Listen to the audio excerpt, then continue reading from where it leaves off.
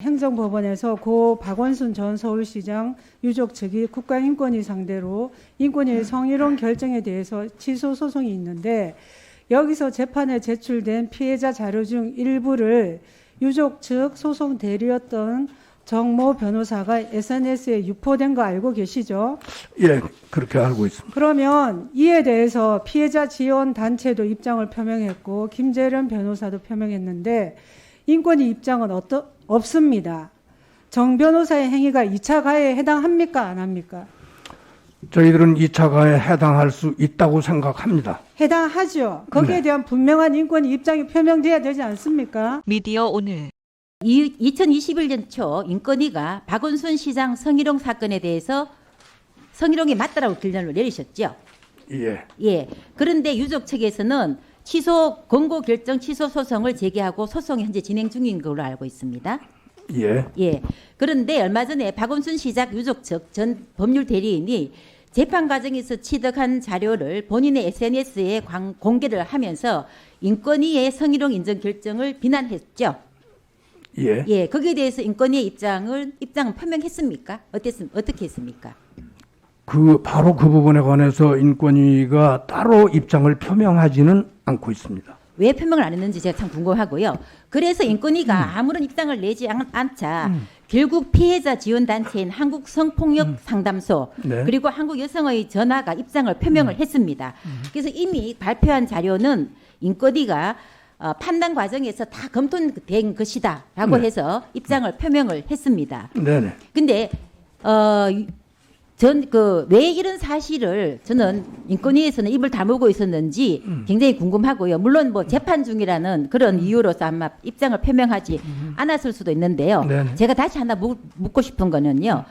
2012년에 인권위는 성희롱 진정 백서 제1권을 발행했습니다. 그러면 10년마다 발행되는 백서 2권이 원래 발행이 되죠.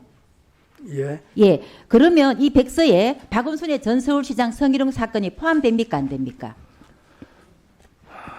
뭐 지금 미리 정해져 있지는 않습니다만 예, 저희들은 아마 재판 중이라서 안 될 겁니다라고 대답할 거 제가 미리 알았습니다. 예, 그렇게. 그러면 인권위에서 매년 발간하는 성희롱 시정 권고 사례 집에도 포함됩니까? 안 됩니까? 그 부분은 아직 검토를 해보지는 않았습니다만 역시 예, 그럼 만약에 네네. 소송에서 인권위가 승소한다면 백서와 사례집에 박원순 시장 성희롱 사건을 포함시킬 겁니까? 안 시킬 겁니까? 명확하게 대답해 주시기 바랍니다.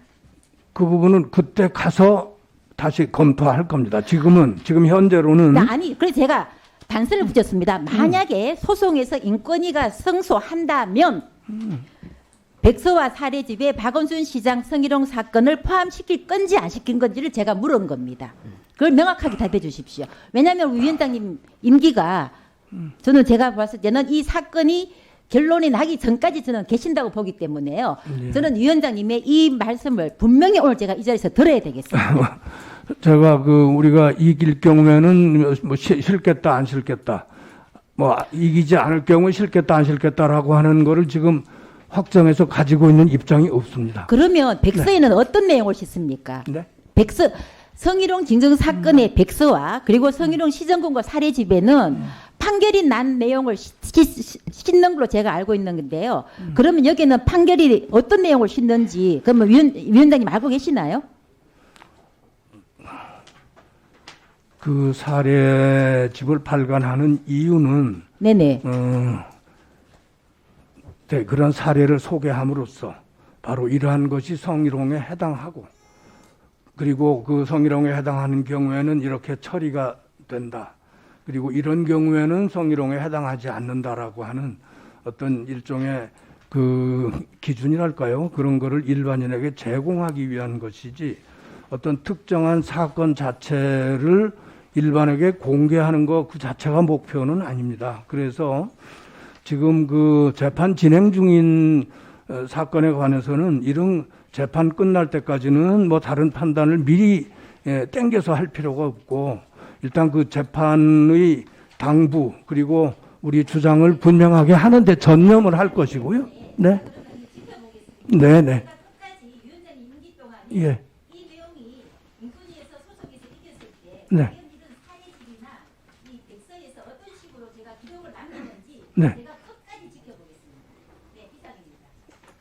아까 한무경 의원께서도 질의하셨는데 지금 행정법원에서 고 박원순 전 서울시장 유족 측이 국가인권위 상대로 인권위 성희롱 결정에 대해서 취소 소송이 있는데 여기서 재판에 제출된 피해자 자료 중 일부를 유족 측 소송 대리였던 정모 변호사가 SNS에 유포된 거 알고 계시죠?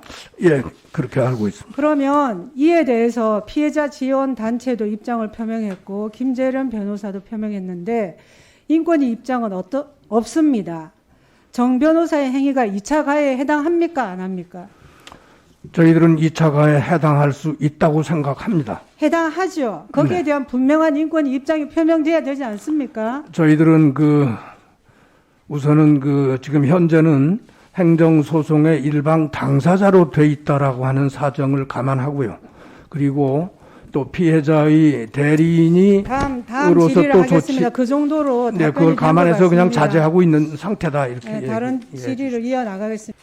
조금 전에 우리 동료 의원님께서 말씀 중에 우리 고 박원순 시장 성희롱 피해자 2차 가해에 대해서 네. 입장을 우리 인권위에서 발표를 안 하시는데 이 명백한 사건 아닙니까?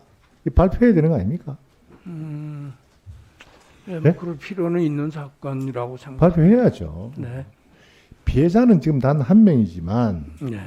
가해자, 지지자 많잖아요. 여전히 지금도 2차 가해가 되고 있습니다. 그렇잖아요.